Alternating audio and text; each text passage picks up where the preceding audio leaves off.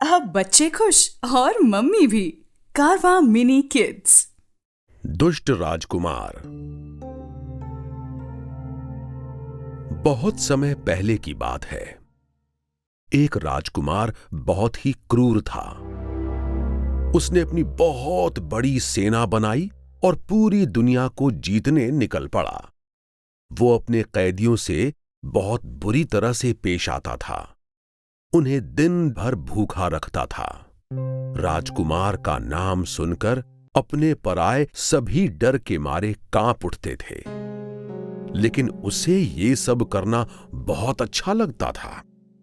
अपने ही राज्य में उसने बगीचे और महल बनवाए और जगह जगह अपनी प्रतिमा लगवा दी। उसे किसी की तकलीफ से कोई लेना देना नहीं था। उसने बाग बगीचों और महल में अपनी प्रतिमाएं लगवाई थीं। अब वो चाहता था कि गिरजाघरों और मंदिरों में भी उसकी प्रतिमाएं लगी हों। लेकिन पादरियों और पंडितों ने उसे समझाया कि उसे ऐसा नहीं करना चाहिए। उन्होंने कहा, महाराज, ईश्वर सबसे बड़ा है। वो आपसे भी बड़ा है। हम ईश्वर की जगह पर आपकी प्रतिमा लगाकर उनका अपमान नहीं कर सकते। घमंडी राजकुमार बोला, ठीक है, फिर तो मुझे इस ईश्वर को भी जीतना होगा। उसने युद्ध के लिए खास तौर पर तैयार कराए गए जहाज को मंगवाया। उस जहाज की सबसे बड़ी खूबी यह थी कि वो पानी में चलने के साथ साथ उड़ भी सकता था। जहाज राजकुमार को अपने साथ ईश्वर के पास उड़ा ले गया ताकि वो उनसे लड़ सके। राजकुमार ने देखा कि वो आसमान में उड़ता जा रहा था। जमीन छोटी होती जा रही थी। नदियां, पहाड़, समंदर, खेत खलिहान सब छोटे दिखने लगे थे। इस तरह वो कुछ ही देर में बादलों के पास पहुंच गया। ईश्वर ने अपने एक दूत को उससे लड़ने के लिए भेजा। राजकुमार ने उस पर गोली चला दी। दूत के शरीर से खून टपका और जहाज पर आ गिरा, जो कि अच्छी बात नहीं थी। जहाज बिल्कुल नीचे जाने लगा और चक्कर खाता हुआ पेड़ों के बीच जा गिरा। राजकुमार बेहोश हो गया। उसे चोट भी आई थी, पर उसने इस हार से कुछ नहीं सीखा। फिर उसने बहुत सारे उड़ने वाले जहाज बनाने का आदेश दिया। 7 सालों में जहाजों के बेड़े तैयार हो गए। दिन रात काम किया गया। सेनाएं भरी और ईश्वर से लड़ाई करने चल पड़ा। इस बार उसे अपनी ताकत पर पूरा भरोसा था। उन हवाई जहाजों में लड़ाई करने के लिए कई तरह के हथियार रखे गए थे। वो हवाई जहाज इतने शक्तिशाली थे कि उन हथियारों के साथ भी बहुत ऊंचाई तक जा सकते थे। इससे पहले किसी ने भी इतने शक्तिशाली जहाज नहीं देखे थे।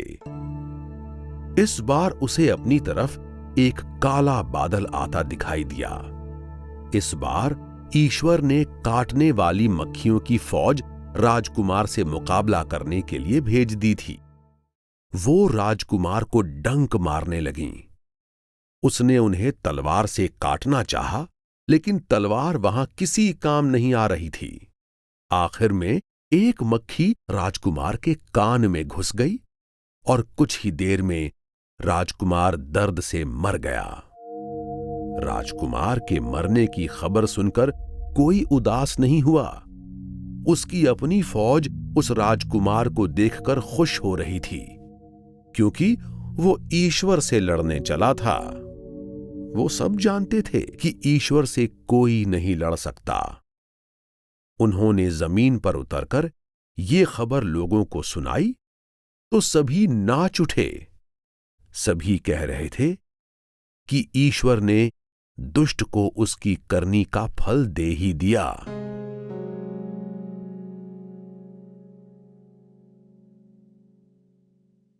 एकलव्य। आचार्य द्रोणाचार्य उन दिनों हस्तिनापुर के गुरुकुल में पांडवों और कौरवों को हथियार चलाने का प्रशिक्षण दे रहे थे। एक दिन एक हट्टा कट्टा बच्चा उनके पास आया। उसने आचार्य के पैरों में प्रणाम करते हुए कहा, आचार्य, मेरा नाम एकलव्य है। मैं इस उम्मीद से आया हूं कि आप मुझे भी हथियार चलाना सिखाएंगे। आचार्य को उस बच्चे की बात अच्छी लगी, मगर वो राजकुमारों के साथ उसे प्रशिक्षण नहीं दे सकते थे। एकलव्य वहां से उदास होकर चला गया, मगर उसका जुनून कम नहीं हुआ। उसने जंगल में एक झोपड़ी बनाई और वहीं द्रोणाचार्य की प्रतिमा बनाई और खुद उस प्रतिमा के सामने अभ्यास करने लगा। द्रोणाचार्य एक बार अपने शिष्यों के साथ जंगल में गए। पांडवों का एक कुत्ता उनसे अलग होकर जंगल में चला गया। कुत्ता इस प्रतिमा को देखकर भौंकने लगा, जिससे एकलव्य के अभ्यास में बाधा पड़ने लगी। इसलिए उसने कुत्ते का मुंह तीरों से भर दिया। कुत्ता घबराकर पांडवों के पास भाग गया। सभी पांडव और कौरव उसकी ये हालत देखकर हंसने लगे, मगर अर्जुन बहुत आश्चर्यचकित था, क्योंकि कुत्ते के मुंह में तीर इस तरह से लगे हुए थे कि उसे कहीं भी चोट नहीं आई थी। इतनी अच्छी तरह से तीर चलाना कोई आसान काम नहीं था। द्रोणाचार्य को देखकर एकलव्य उनके पैरों में गिर गया। उसकी झोपड़ी में अपनी प्रतिमा देखकर द्रोणाचार्य हैरान हो गए। द्रोणाचार्य ने महल का नमक खाया था और वचन दिया था कि दुनिया का सबसे अच्छा तीर चलाने वाला हस्तिनापुर के राजकुमारों में से ही कोई एक होगा। इसलिए द्रोणाचार्य ने गुरु दक्षिणा के रूप में एकलव्य से उसके दाहिने हाथ का अंगूठा मांग लिया। ये जानते हुए भी कि दाहिने अंगूठे के बिना वो तीर नहीं चला सकता, उसने बिना सोचे अपने दाहिने अंगूठे को काटकर गुरु द्रोणाचार्य के पैरों में रख दिया। एकलव्य जैसी साधना और गुरु की इज्जत करना आज तक एक मिसाल है।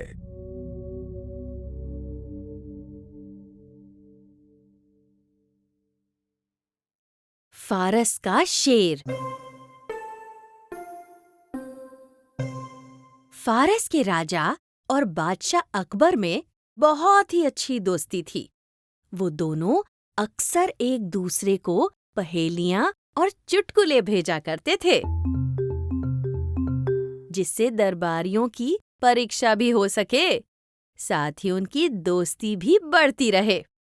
ऐसे ही एक दिन बादशाह अकबर को राजा फारस ने एक संदेश भेजा। साथ में एक पिंजरा था जिसमें नकली शेर था। उस संदेश में लिखा था कि पिंजरे को बिना खोले या तोड़े उसमें से शेर को बाहर निकालना है और खाली पिंजरा राजा फारस को वापस भेजना है। अगर कोई उसे ना कर पाया तो उसका राज्य फारस के अधीन हो जाएगा। ये सुनकर बादशाह अकबर ने दरबारियों से इस पहेली को सुलझाने को कहा, पर कोई भी दरबारी ये समझ ही नहीं पा रहा था कि बिना पिंजरे को खोले शेर को बाहर कैसे निकालें। जब बहुत देर तक कोई इसका हल नहीं निकाल पाया, तो बादशाह अकबर ने बीरबल को बुलावा भेजा। बीरबल के आने पर वे उनसे बोले कि फारस के राजा चाहते हैं कि इस पिंजरे को बिना तोड़े ये शेर बाहर निकाला जाए। अब तुम ही बताओ, क्या ये संभव है? बादशाह की बात सुनकर बीरबल पिंजरे को बहुत अच्छे से देखने लगे। फिर शेर को छूकर देखते ही वो समझ गए कि शेर मोम का बना है। इसीलिए उन्होंने नौकर से लोहे की गरम छड़ लाने को कहा। फिर उस गरम छड़ से शेर को छुआ, जिससे शेर पिघलने लगा। इस तरह बीरबल उस शेर को गरम लोहे के छड़ से तब तक छूते रहे जब तक वो पूरी तरह से पिघल नहीं गया। सारा मोम पिघलकर पिंजरे से बाहर आ गया था और पिंजरा खाली हो गया था। फिर बादशाह अकबर ने इस खाली पिंजरे को फारस के राजा को पहुंचा दिया। जिस पहेली को बादशाह अकबर कठिन समझ रहे थे, उसे बीरबल ने अपनी बुद्धिमता से चुटकियों में सुलझा दिया। गायब पासा। एक समय में एक गांव में 2 दोस्त रहते थे। दोनों को जुआ खेलने की बहुत ही बुरी आदत थी, पर दोनों में से एक दोस्त तो ईमानदारी से खेलता, पर दूसरा दोस्त बेईमानी करता था। वो जब भी हारने लगता तब पासे को निगल लेता, जिससे खेल बीच में ही रुक जाता और वो हारने से बच जाता। ऐसा वो बार बार करता और हर बार हारने से बच जाता। पर एक बार ईमानदार दोस्त को उस पर शक हो गया और जब उसने खेल पर ध्यान दिया तो उसे बेईमान दोस्त की बेईमानी का पता चल गया। तो उसने बेईमान दोस्त को सबक सिखाने की सोची। सबक सिखाने के लिए जब वो लोग जुआ खेलने बैठते, उससे पहले उसने पासे पर जहर लगा दिया। खेल शुरू हुआ और जब बेईमान दोस्त फिर से हारने लगा तो हर बार की तरह उसने पासे को निगल लिया। वो हारने से तो बच गया, पर जहर की वजह से वो बीमार हो गया। उसे बीमार देख ईमानदार दोस्त को उस पर दया आ गई और उसने उसका इलाज कराया। और उसने बेईमान दोस्त को समझाया कि बेईमानी से किए काम में कुछ समय तक तो फायदा होता है, पर फिर बाद में नुकसान झेलना पड़ता है। इस कहानी से हमें ये शिक्षा मिलती है कि हमें कभी भी बेईमानी नहीं करनी चाहिए और हमेशा ईमानदारी से जीना चाहिए।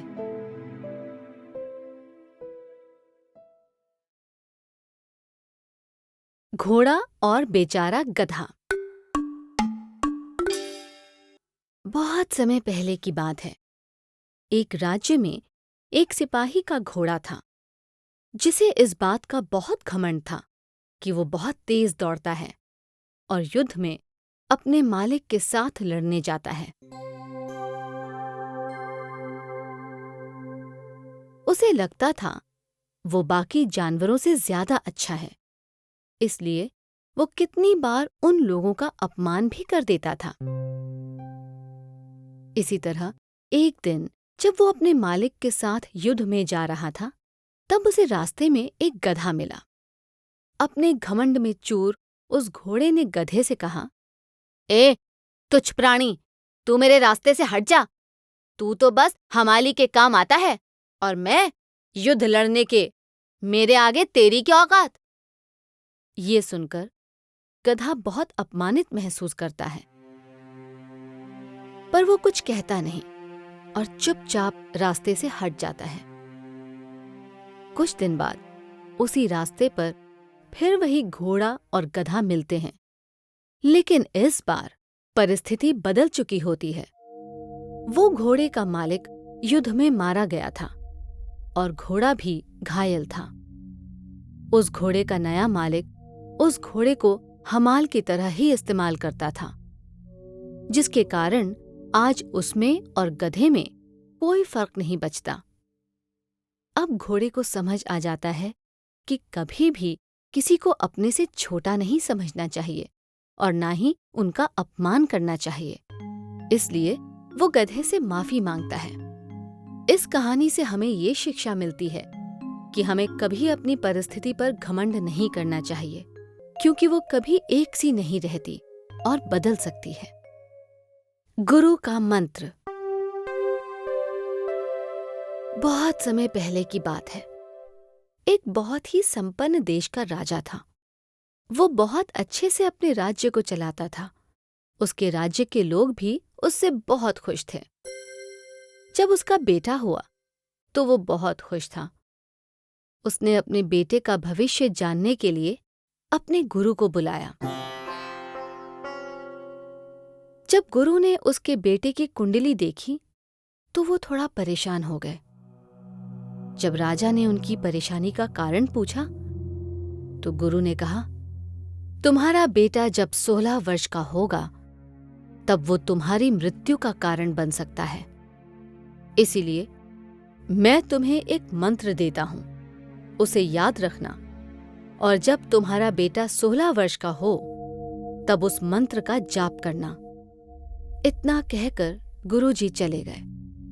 देखते ही देखते 16 वर्ष बीत गए और जब राजा का पुत्र 16 वर्ष का हुआ तो राजा बनने के लालच में उसने अपने पिता को मारने की साजिश रची। जब राजा सीढ़ियों से ऊपर आ रहा था तब वो तलवार लेकर दरवाजे के पीछे छिपकर अपने पिता को मारने के इरादे से खड़ा हो गया। उसी समय उस राजा को अपने गुरु का दिया मंत्र याद आ गया और वो उसका जाप करने लगा। उस मंत्र का मतलब ये था कि उनका पुत्र 16 वर्ष की उम्र में सीढ़ियों पर उनकी मृत्यु का कारण बनेगा। ये सुनकर बेटे का हृदय परिवर्तन हो गया।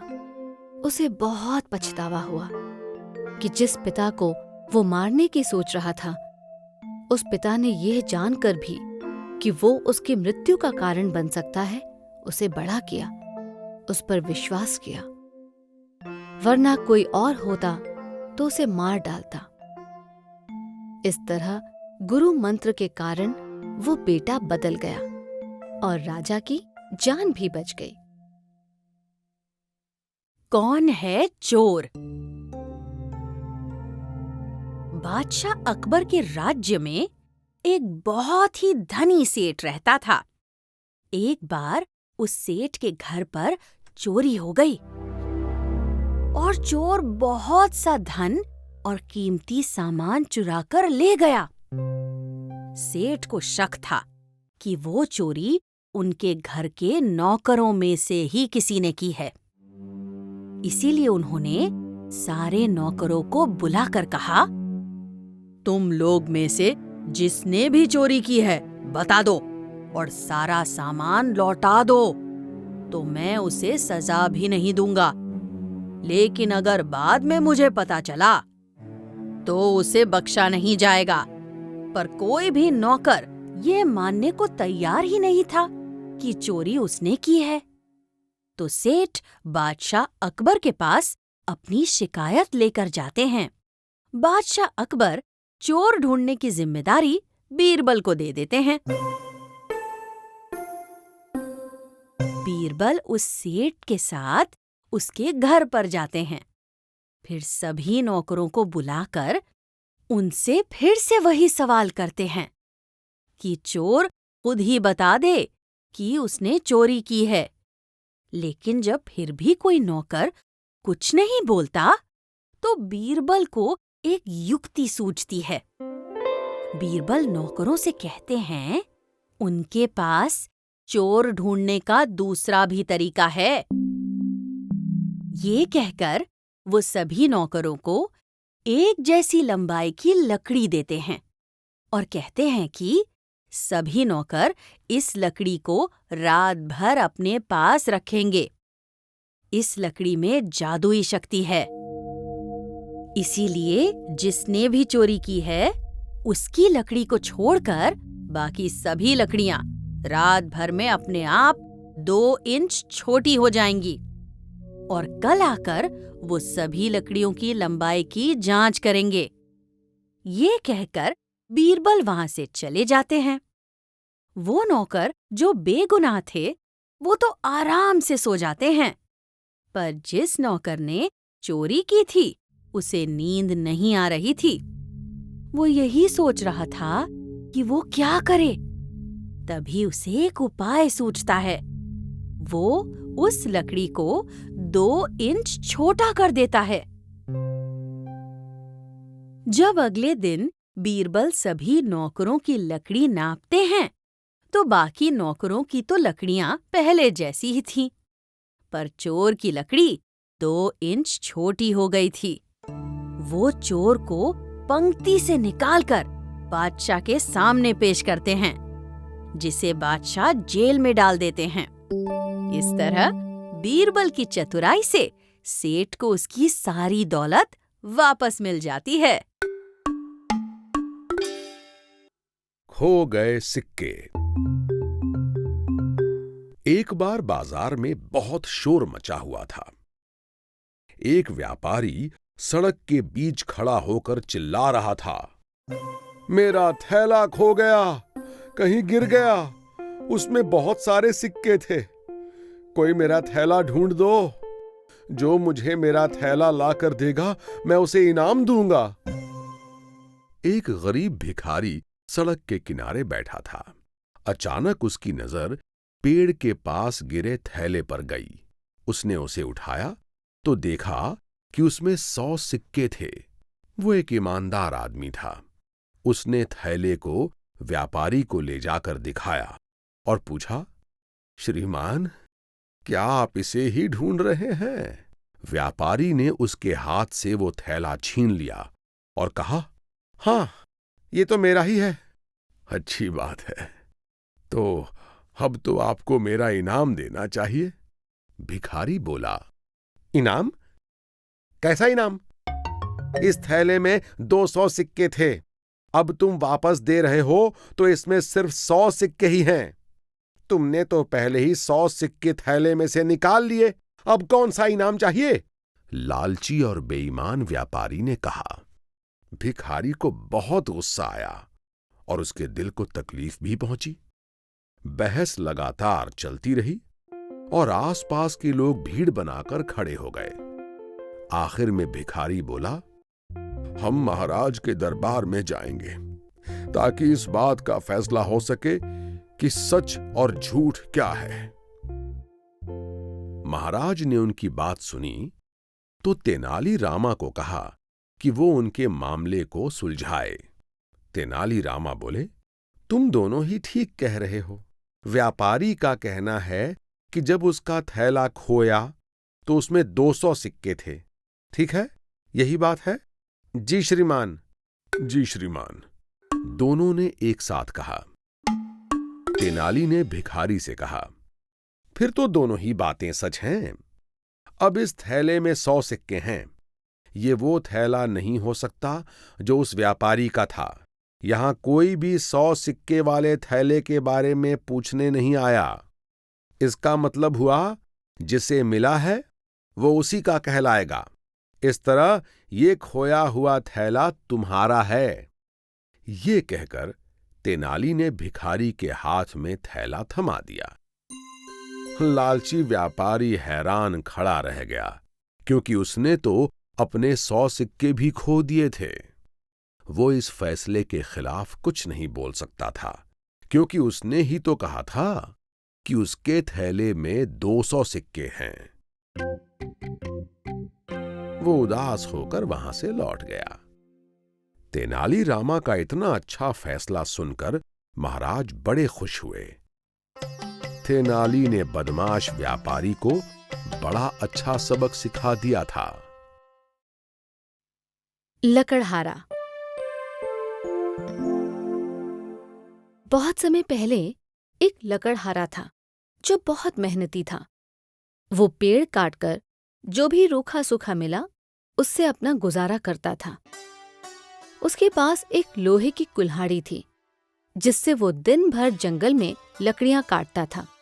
ऐसे ही एक दिन जब वो नदी के किनारे लकड़ियां काट रहा था तो उसकी कुल्हाड़ी हाथ से फिसलकर नदी में गिर जाती है। वो बहुत कोशिश करता है पर कुल्हाड़ी नहीं मिलती, इसलिए वो उदास हो जाता है कि अब क्या करेगा, अपना घर कैसे चलाएगा। उसे इतना उदास देखकर वरुण देवता वहां प्रकट होते हैं और उससे उसकी उदासी का कारण पूछते हैं।